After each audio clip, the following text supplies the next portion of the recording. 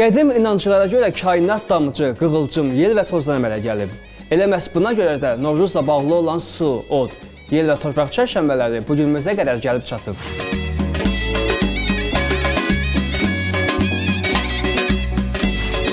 Novruz bayramının ilk çərşənbəsi su çərşənbəsidir. Bu il ölkəmizdə su çərşənbəsi fevral ayının 27-sinə təsadüf etdi.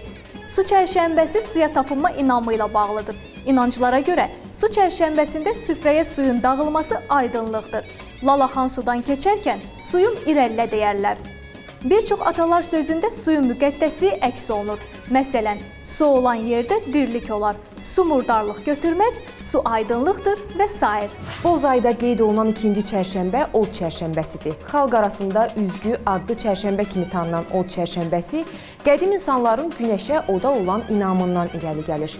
İnanclara görə od çərşənbəsində ocağa yaxınlaşarkən salam verərlər. Ocaq hisli olarsa uzaqdan qonaq gələcəyinə işarədir. Oda olan sevgi, inam qədim insanlarda o qədər güclü olub ki, onlar hətta ocağa and içiblər. Bu il ölkəmizdə od çərşənbəsi martın 6-sına təsadüf etdi.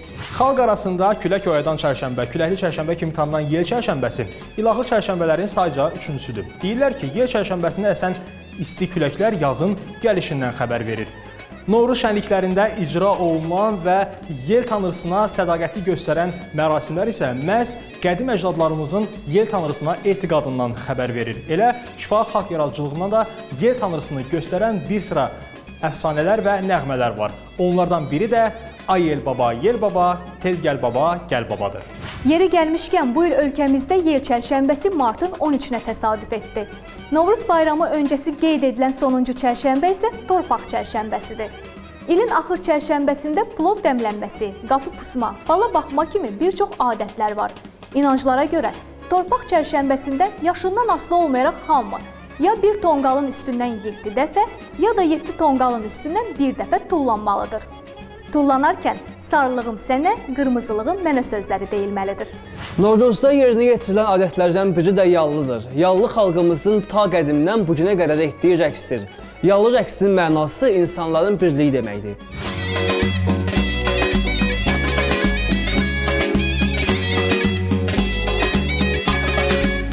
Rəqs sənətinin çoxəsrlik tarixə malik olması məhz xalq rəqslərimizin əsas qollarından sayılan yallının yaranması ilə bağlıdır.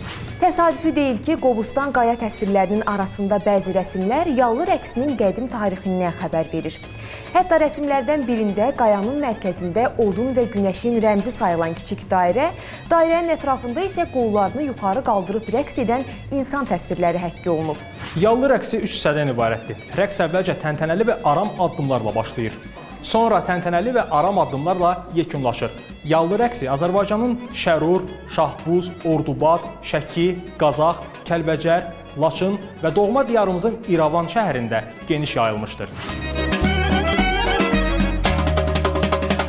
İlkin, Novruzda ən çox sevdiyin adət hansıdır?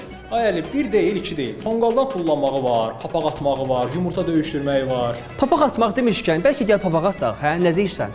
Əslində pis fikir deyil, Əli. Bax, gəl elə dostlarımız Nübar və Mayanın qapısını döyək, papaq ataq. Görək onlar Novruzda papaq atma mərasiminə necə hazırlaşıblar. Gəl onda ataq. Ataq.